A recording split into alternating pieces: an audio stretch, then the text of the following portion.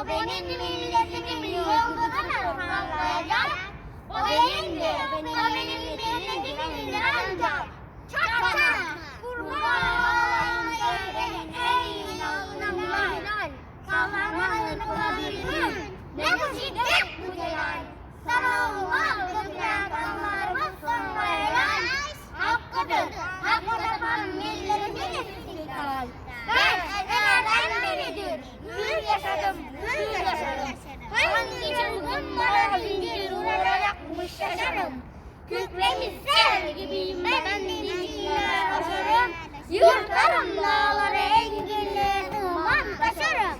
Garbına kapına sarmışsa çelik sarılı var. Benim iman dolu göğsüm gibi serhattim var. Ulusuz, korkma, nasıl böyle bir imanım var? Medeniyet dediğin tek taşı sarmış canavar. Arkadaş, yurduma şapkalara uğratma. Sakın. Doğacak sınırlar bitti, günler akar. Gelmiyor, ben gelmem, hep arkadaşlar. Baktığım yerleri dolmak diyerek geçme.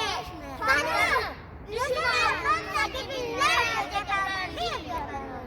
Sen şehit oldun, endişe, yanaklarını vermedin yaralı olsana bu cennet vatanı. Kim bu cennet vatanı olmaz ki feda. Şöyle sıçrayacak toprağı sıksan şeda. Canı